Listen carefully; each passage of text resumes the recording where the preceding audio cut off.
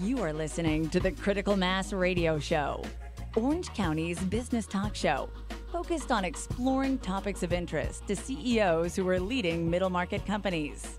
With your host, Richard Franzi. And welcome to this edition of Critical Mass Radio Show and Podcast. I'm your host, Richard Franzi, and this is a really special episode. One, because we have an outstanding author who's written a fantastic book, and two, this is our episode number 1,100. That is a milestone, and can't think of That's a good round number to have me on for, this right? Is podcast I'm number glad it worked out. 1,100, and we have Chris Dyer. You just heard his voice. You know, culture is the foundation for success in any organization, so it's not a surprise that companies with the strongest positive cultures hold top slots on leaderboards of several lists, including best places to work. That's why I've asked Chris Dyer to show up here today to talk about his latest book. And for those of you that are watching us live on Facebook, here it is. It is The Power of Company Culture, how any business can build a culture that improves productivity, performance, and profits. The 3 Ps, I guess. Chris, welcome to Critical Mass Radio Show. Thanks so much for having me back again. Well, that's awesome. Let's talk about the significance of a company's culture. So Right. in writing this book, heavily researched, a lot of facts, a lot of details. Tell me, what is, from your viewpoint as the author of this book, the significance of culture in a company? Yeah, so I really started to ask a lot of questions about companies and about what great cultures were doing and great leaders were doing. And this really came out of my own story of struggling in 2008, 2009 when we had the recession, and really had a lot of time in my hands in my business to start thinking about these things, right? As people aren't ordering as much and you're wondering how you're going to pay the bills. So I started, really asking a lot of questions and having these great conversations with people, and that really led me to some truths, right? And sort of discovering that some of the things we weren't doing well wasn't because we weren't good at them. It wasn't because we didn't have the right people. It was just we hadn't thought about it. We hadn't put our attention in these places and noticed that other people were. And so that's sort of the foundation where we started with the book, that, my discovery that culture really is that missing thing between companies who are doing okay, right, and companies who are really doing well. Okay. And in your book, you talk about the importance of a value statement, the importance of a mission statement, the importance of a vision statement, and then customer service focus. So can you expand a little bit on that? Sure. So the book is really broken up into 3 pieces. Is what are you supposed to be doing today to at least be good, right? I wanted to help people understand the difference between what was good and great. Okay. Okay. So take a little from Jim Collins there, right? Right. So, but what do you do today to at least be good? And so if you don't have a value statement, if you don't have a customer service focus, if you don't have all of these things, you are behind the curve today. Okay. Right? And so you might need to go back and do your homework there. And that was the beginnings of the book. We talk about Simon Sinek, starting with why. We talk about Daniel Pink's work, Mastery, Autonomy, Purpose. Right. Right. So if you're not doing those things, you really can't move on to section 2 of my book to try to be great, because you got to at least, it's like saying I want to go from sitting on the couch watching TV all day to running a marathon tomorrow. Okay. You have some work, right, between Right. between point A and point B. And that was the intent here, that for people to go back, because I have asked business leaders, what's your value statement? What's your mission statement? And they don't know, and their employees don't know. Or, Right. well, I guess we did that 25 years ago when we started the company, right? Right. So that was this idea that you need to have these things thought out as at least your starting point to begin that conversation internally about where you want to take your culture. So you must consider then value statement, mission statement, vision statement, and customer service focus is just table stakes. Right. Right. Right. You got to show up with that. Right. Right. and so if you want to start somewhere, CEOs of companies, to become what this book talks about and create your culture, start there. Start there. Right. Start with the simple stuff. Right. And then and see, because that's also so part of culture. It's a little confusing because it really needs a leader or leaders to guide the ship, right? But at the same time, you need people to be helping you with where you need to go. So it's almost like you're asking everyone on the boat, where should we go? And they're saying, well, maybe we should go somewhere tropical. And then the captain needs to say, great, we'll go to Hawaii, right? So you kind of have to have this give and take. It's not all top down. It's not all, bottom up, but it's a combination. And so these statements are the beginnings of a leader to start articulating to the organization, this is at least where we are at. This is where I see the company. Right. And then you're either in or you're out Right. as an employee. You either agree with this stuff, this either resonates or it doesn't. And then let's go talk about all the squishy rest of the culture stuff and Right. figure that out. Would you agree, Chris Dyer, author of The Power of Company Culture, that whether the leader is intentional about the culture of their company or not, their company has a culture? Oh, yeah. You have a culture, and it's either what you want or it's not what you want, right? Right. So there is always a culture. And I know people that ignore it, and then their culture is just a subculture of, which is sort of bad, right, or distracting or what have you. Or you could even look at other organizations, big organizations. We could use Uber or some of these other ones where their culture is not intentional enough, where they have divisions that are sort of kind of messing up the rest of the company, right? Right. Because they've become so powerful or so obtrusive to what's happening in the organization. Right. And it is my sense that, and tell me your view on this, that even in middle market companies, the CEO, business owner, may be the single person who understands their company culture, if they're not intentional about it, the least. Because whenever they're in the presence of their employees are slightly different. They behave slightly differently when the Absolutely. boss is in the room, right? Right, right. And that's what culture is what is it that is happening inside the company when people don't have someone telling them what to do? How do they make decisions? How do they operate? How do they go about their job Right. when someone's not standing over the top of them or the boss is not, in a meeting with them? That's their culture. Right. And, it's sort of like, you talk about ethics, right? What do you do when no one's looking, right? Right. It's the same idea. How do employees act? How do they behave when there's not that force on them? Right. That's culture. Tell me how you feel about this. I believe that middle market, the people that listen to my radio show, middle market companies across the country have an advantage potentially of creating a better culture than their larger competitors, because scale makes culture sometimes difficult to reinforce. Yeah, so there's two parts to there. One, it's easier for them to quickly get a lot better, to quickly move and to change and do all of that. What the other thing they have going against them is a lot of the big companies are doing it really well. Okay. And so there are some great examples of that. Right, and you write about a number of them in the book. Yeah, right? and so you also have them, if they're that far ahead of you and you're not at least doing something, Right. you're gonna get just absolutely squished. Not to mention if your sort of idea here is to ever get purchased, if you ever want to sell your company one day, you want to retire, Yeah. if you don't have a good culture, other great culture companies aren't going to come in and buy you. If they have a good culture or a great culture, and they're going to walk in and people running around it's just not a good thing. Angry or messed up. They don't have a good way they work. That is the number one reason that mergers and acquisitions don't work is people and culture. And so if you don't have something going there, then you're unattractive to buyers. Right. And I'm going to take a slight exception with although you write about some really good companies, large companies, I find them to be the exception to the rule. When you look at something like a Gallup employee survey, and there's 80% of the workforce that's either not engaged or actively disengaged. Right. It's a small percentage of the population that is engaged in workforce, and I think that's directly related to the culture. Right. Absolutely. So, yeah, to say that big companies are doing it well in general would not be the case. Okay.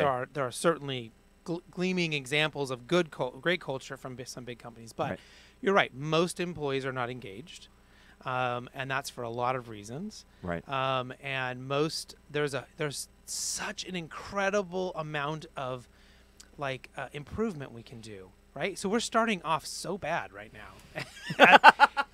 Right?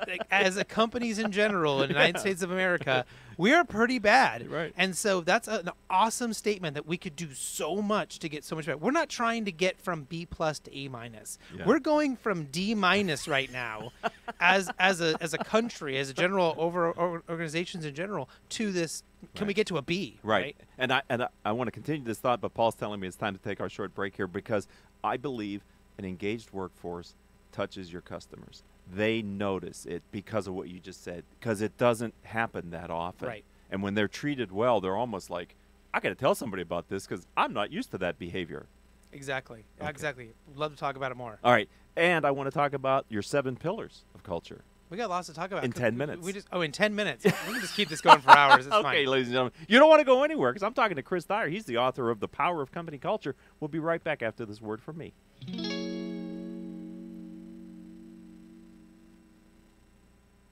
best-selling author Richard Franzi's written what Marshall Goldsmith has called an incredibly poignant foray into the realm of unintended consequences of executives' decisions. In Killing Cats Leads to Rats, Mitigating the Unintended Consequences of Business Decisions, Richard Franzi takes a close look at the impact of unintended consequences on business performance and employee engagement.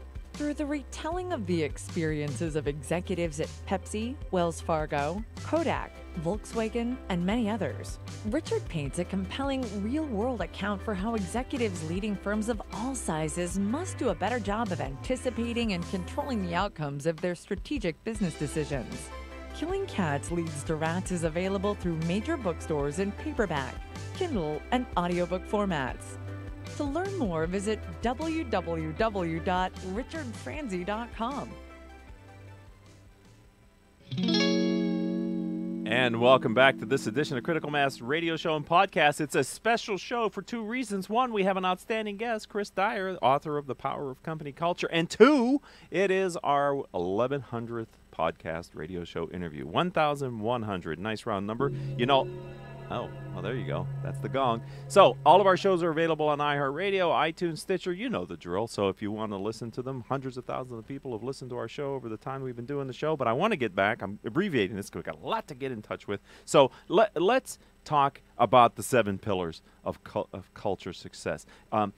You've researched this, and you've been able to put it into kind of, I don't know that we can talk about all 7 in 10 minutes. So can we talk about what they are and then figure out which ones are the most appropriate? Sure. So this really came from, as you might remember, I was a guest on your show, and I'd already begun this process of learning and reading and doing all this research. But then I started my own radio show as sort of a result of being on yours, and I started having some really cool people on the show. And so if you've ever taken the Gallup Strengths Finders, my number one strength is ideation. Okay. And so people have ideation, are able to look at 1,000 ideas and then say that one and that one are a really good idea, and that's what we should do. So that's a strength of mine. All right. I can take lots of information and distill what's important. And so as I was having some of these great guests on, I started hearing the same things. Some of the same things over and over again. If it was a great culture, if it was a great company, whether they were a small company, mid-cap, whether they were a giant company, I was hearing these 7 things over and over and over again. They had slightly different vocabulary. Sometimes they articulated a different way. Right. But this is the same 7 things over and over. And that's what really got me onto this 7. And then I went back and did the research to validate that that was true. And then went back and more research to validate that these 7 things really, really were kind of concrete things that people can hang their hat on to try to be a great culture. Right. So we have everything from, let's see if I can remember all the 7 off the top of my head. We have transparency. Yes. We have mistakes is the Yes. second one. Yeah, there we go. Positivity, measurement, uniqueness, and listening. And so companies that have these things really not only thought about and articulated, but are constantly working at them. Okay. Right? So if you take measurement, let's take that one. All right. Google is famous for being incredible measurers. They measure what they measure. Okay, Laszlo Block talks about this in his great book, Work Rules. He was the vice president of HR for a lot of years there. And he talks about how they measured what made a great team. They measured how their travel expenses would change over time, all these different things so they could get more efficient, so they could get more profitable, so they could be better for their customer. And when I read that, I thought about, well, geez, how many things do I measure in my company? It was like all on one hand, right? And I didn't even finish all the fingers that was And measuring. he has a full hand of fingers. Right, there, I have a ladies. full hand of fingers, and I didn't even get all 5 down. So I wasn't measuring very much at all. I mean, you measure your sales. Yeah, right. Right? Yeah. That's important. You might measure your costs. Yeah. You look at your Some P&L and things like that. But then it was like, what else do we measure? We do measure our hours for employees. We measure time, vacation day. All these things we could be measuring and talking about and doing, customer satisfaction surveys and employee surveys and all these things to help you get a better sense. Because often what happens is people are completely screwed up and their perceptions are totally wrong. Oh. You ask everyone what's wrong with our company or what's right with our company or what should we change or do. It's all based on something they read yesterday in the newspaper or something their mom said or whatever. It's just whatever random thing is bouncing around in their brains today. Uh-huh. And that's not necessarily where we need to put our energy. We need to look at data and use that as part of the overarching story for us to make good decisions about where we should spend our time and our energy to make our companies better. Okay. The other one that I found on the surface didn't seem to fit, but I'd like you to explain it, Sure. as you do in the book, mistakes. Yeah. So I found that the best companies knew how to deal with mistakes inside of their companies. And so the best example, I've had Southwest Airlines, a head of people, a couple of their, in that department, a couple of their people on, and they talk about how if an employee believes they're doing the right thing for the customer, they will back that employee up absolutely to the ends of the earth. Now, Right. they may retrain them. The employee might have been wrong, and they may Okay. retrain them, and they may help them, but they are not going to fire them, and they're not going to publicly come out and say that employee was wrong and they shouldn't have done that or whatever. They support that employee. Wow. And so that employee may have made a mistake. So I really distinguish in the book the difference between mistakes and errors. If you have a payroll clerk who keeps calculating payroll wrong, that's an error. That's a lack of knowing how to use a calculator or a spreadsheet or whatever. And if something. you can't retrain that person, it's time for them to go. Right. That is not what we're talking about. We're talking about big companies like 3M and Southwest and Google who try new things, try big things to make things better. And when they fail, which we fail more times than not, Right. they go back and they talk about it, they're open about it, they share with their colleagues, and they figure out why they failed, so the next time maybe they can not fail the next time. And so there's this openness inside of their culture, and it really ties into innovation. If you have an innovative company, failing is on the menu every day. Right. And that is okay and is what we expect. On the flip side, you're inside of a traditional company where mistakes are not a part of it, right? You hide from them. People don't want to admit them. Yes. The boss especially is hiding from them. Right. And you try to point it out a different. It's not my fault because There's a reason. There's someone Right. Up else's the line, fault. down the The line. economy's bad. You know, Right. there's a lot of people who make a lot of money when there's a recession. There's a lot of people who still do very, very well in our world, no matter what the variables are. Right. I mean, Apple has continued to grow and grow and grow despite whatever happens in the economy, right? Yes. People have no jobs and they show up to buy their products. So there aren't those excuses. You have to find those iterations one at a time on how to get there. And that's why I think mistakes are so important inside of companies. Okay. So I can see how mistakes tie to having a positive, Yeah. and transparency. And then tell me a little bit about listening and Yeah. listen. So I also noticed that the best companies, and this is a two-part thing again, not only listen, but they know how to make sure that they were heard. So it's this combination of listening, right? So they listen to their clients, they listen to their employees, that's important, and then their employees and everyone else it has this ability to know that they are heard by making sure that we have communicated in a two-way, exchange. By repeating, by using these things called like 3+, right? So if it's important for me to make sure you understand that if you buy this product, this thing is going to happen, right? Okay. I may repeat that 3 times in 3 different ways in our conversation. That's a very specific technique. And so by doing that, you have affirmed in over 3 times that yes, you understand. Yes. I buy this mortgage, it's going to be at 6% for 30 years. And that's important that you understand what you're buying, right? Yes. And so you might repeat that multiple times so that there isn't buyer's remorse. There isn't this somebody took advantage of me, right? There's these different strategies. So it's super important for companies to do that. And again, it does tie back into innovation again, that if you're not open to listening to the market and to your customers about what they are seeing and what they're hearing and what they're saying they want, you're going to keep shoving the same solution down their throat because that's what's profitable today. Right. And then all of a sudden you're out of business when somebody else comes in and disrupts you, right? I love this listen because I've seen far too often leaders either shut down the feedback that's counter to them. They give body signals, or the folklore is if you tell them something they don't like, you're going to get there's repercussions for that. Right. Or they never really fully are curious about why you're telling me this. It's their job to change your mind. So they immediately go into either selling mode or they become defensive and want to advocate for their position rather than listening to learn and understand. Right. Now, some of the third part of the book really gets into how do you make this happen? Okay. And so this is really important because we talk about a lot about cognitive biases. And one of my favorite ones, which is getting into what you just mentioned, is timing, about when you do these things. Because, and you can read the book and hear all the stories, but if people are hungry, their default is no. And so if you ask someone to do something, if you walk into your boss right before lunch and say, I want a raise, I want to do something, guess what? The answer is going to be no 99% of the time. Okay. Because they're hungry and they're grumpy and their brain is focused on, I need food. So it's get out of my way. No, talk to me later. Bye-bye. Right. I need to go get food. Now, show up into your boss's office right after lunch and they're properly fed and hungry and happy. Guess what? You're far more likely to get a better answer. You may not. I'm not guaranteeing you a yes. You got to come with a good idea, but at least they're going to be open to the idea. Same thing happens when you are working with your teams. If it's a cold room, if they're hungry, if they are in a situation where they're fearful or whatever, if they're not open to this conversation, and you say, geez, guys, I want us to talk today about how do we become more transparent in a freezing room when they're starving.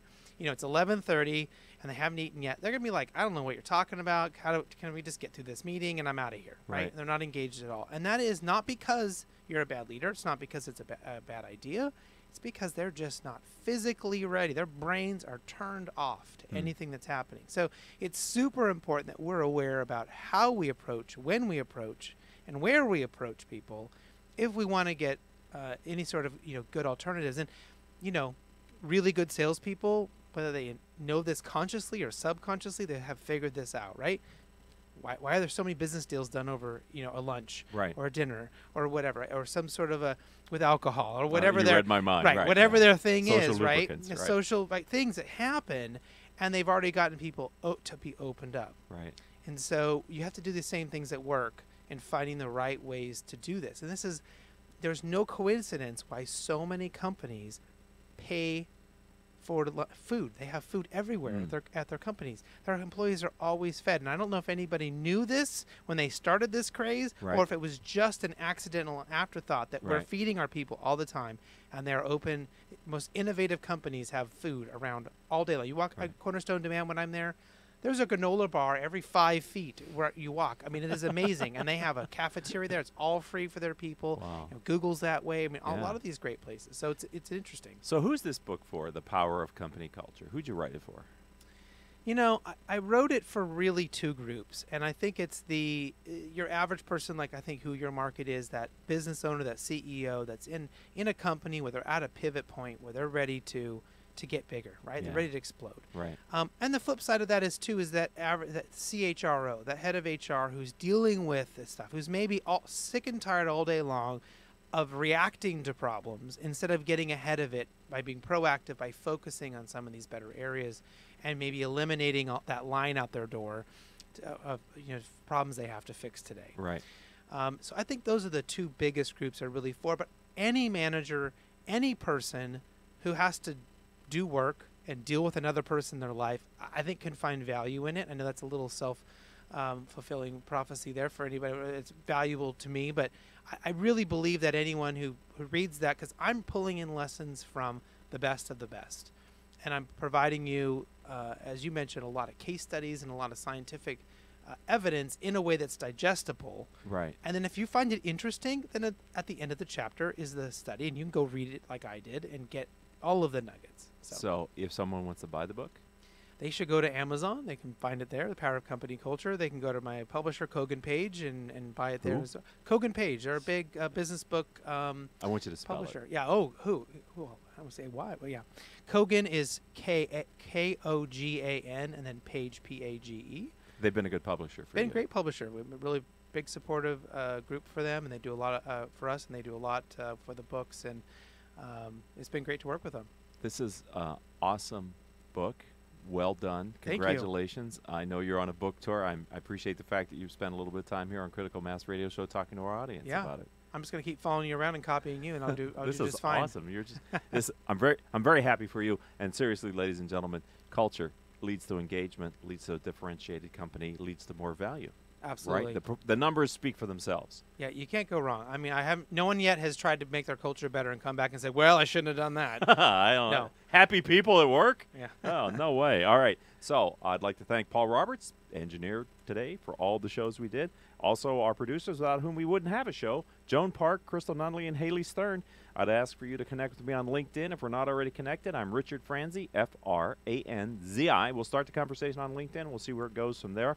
And if you're looking for another book in addition to Chris's book, The Power of Company Culture, consider Killing Cats Leads to Rats, Mitigating the Unintended Consequences of Business Decisions. It, too, is available on Amazon.com, Barnes & Noble, and other booksellers in both Kindle, audiobook, and paperback. So until our next show, I hope all of your business decisions will move your company in a positive direction.